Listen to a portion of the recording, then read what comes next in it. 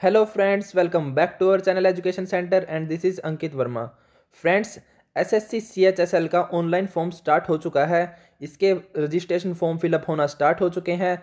तो चलिए आज हम इसके बारे में ए टू जेड बातें डिस्कस करेंगे, जैसे कि इसकी age limit, eligibility criteria, fees structure, exam pattern और सिलेबस के बारे में हर एक बातें डिस्कस करेंगे।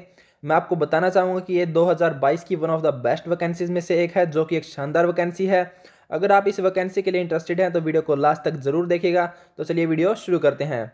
फ्रेंड्स, जैसे कि आपको पता है कि ये CHSL का मतलब होता है combined higher secondary level examination. और जो इसका इम्पोर्टेंट डेट्स के बारे में बात करेंगे तो इसकी जो एग्ज़ाम फिल करने की डेट है वो 1/2/2022 से स्टार्ट हो चुकी है और लास्ट डेट है 7/3/2022 5 PM तक, यानी कि 5 PM तक 7 तारीख को फॉर्म फिलअप किए जा सकते हैं। इसके बाद आपका फॉर्म फिल नहीं किया जाएगा। और जो लास्ट डेट है ये ऑनलाइन एप्लीकेशन की रिसिप्ट लेने के लिए, तो ये 7 तारीख है, मतलब कि ये सेम ही है। और मेन बात है कि जो आप फ़ी पे करेंगे वो आप 8 तारीख तक कर सकते हैं। कब तक कर सकते हैं?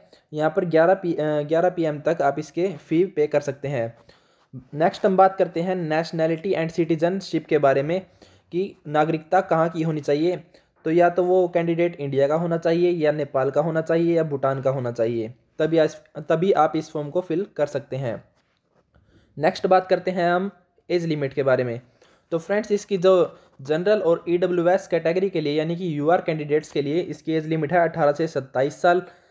कब तक? मतलब 1/1/2022 तक ये 18 से 27 के बीच में होना चाहिए।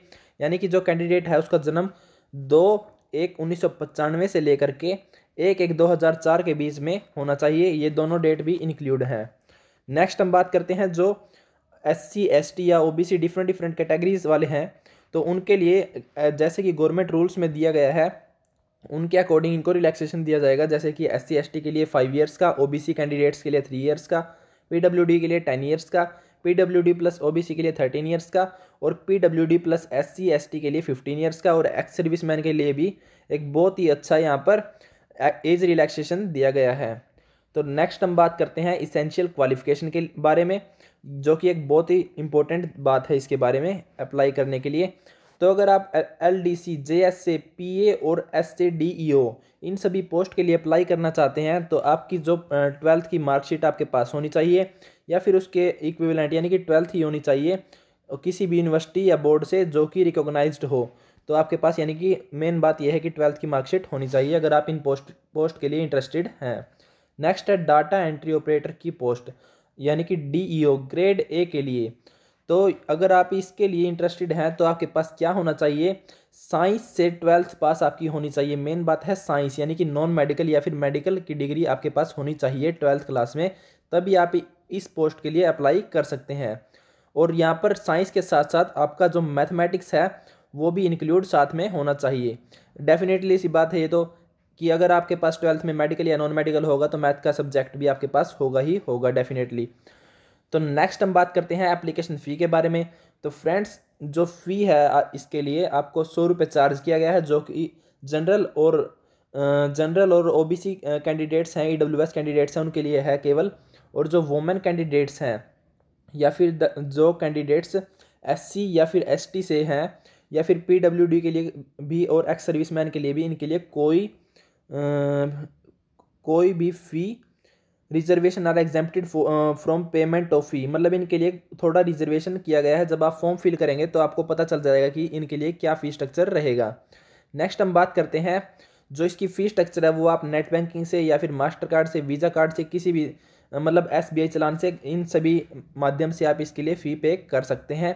नेक्स्ट हम बात करते हैं स्ट्रीम ऑफ एग्जामिनेशन। तो मैं आपको बता दूं कि अगर जैसे आप इसके लिए अप्लाई करेंगे तो इसके लिए सिलेक्शन के लिए आपको 3 स्टेजेस से गुजरना पड़ेगा: टायर 1, टायर 2 और टायर 3। टायर 1 में, जिनके बारे में हम एक एक करके डिटेल में डिस्कस करेंगे। तो चलिए टायर 1 पर देखते हैं। टायर 1 आपका कंप्यूटर बेस्ड एग्जामिनेशन होगा, मतलब कि OMR बेस्ड। आपके पास मतलब 4 ऑप्शन दिए जाएंगे, उसमें से एक करेक्ट करना है। तो मतलब ऑप्शन टाइप आपका ये एग्ज़ाम होगा। इसमें 4 सेक्शंस आएंगे।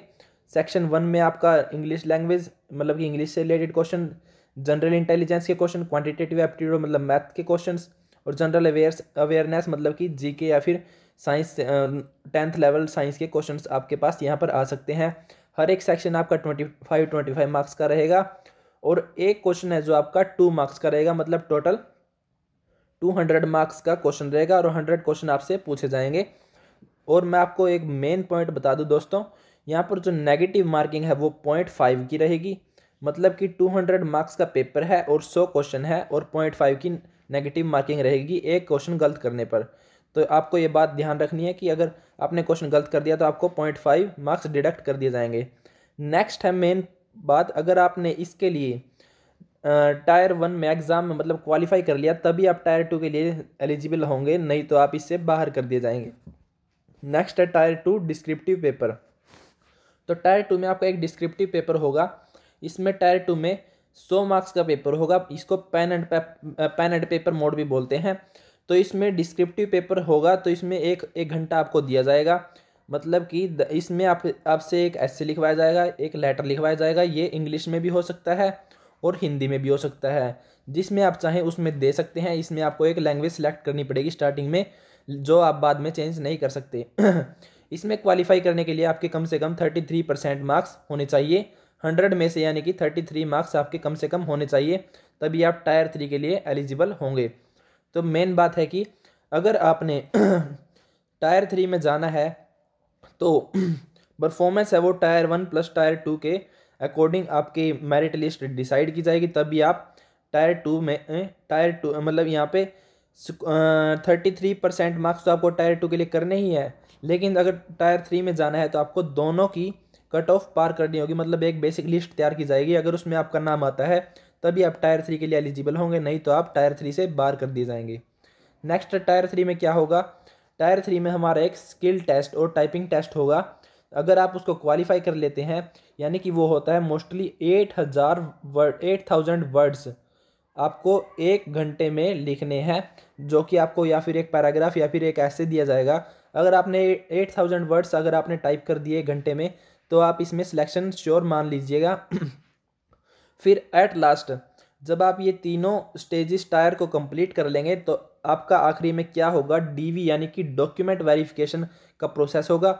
अगर आपने डॉक्यूमेंट वेरिफिकेशन के प्रोसेस से मतलब कवर अप हो जाते हैं, मतलब आपका सही से डॉक्यूमेंट वेरीफाई हो जाते हैं, आपका कोई भी मतलब फेक डॉक्यूमेंट नहीं निकलता है, तो आप इसमें सिलेक्शन श्योर समझ लीजिएगा, तब आपका ऑल इंडिया में इसके लिए सिलेक्शन हो जाएगा। तो गाइज़ अगर आपको वीडियो अच्छी लगी है तो वीडियो को लाइक कीजिए और चैनल को सब्सक्राइब कीजिए। ऐसे ही शॉर्ट वीडियो में ज़्यादा जानकारी पाने के लिए आप हमारे चैनल को सब्सक्राइब कर सकते हैं। और अगर आपकी कोई भी क्वेरी है, मतलब आपको कोई क्वेश्चन समझ में नहीं आया या फिर आपको कोई डाउट पूछना है, तो आप हमें कमेंट में बता सकते हैं। हम ज़रूर कोशिश करेंगे कि हम आपके डाउट को क्लियर कर सके। तो मिलते हैं गाइज आपसे नेक्स्ट वीडियो में, तब तक के लिए जय हिंद, वंदे मातरम।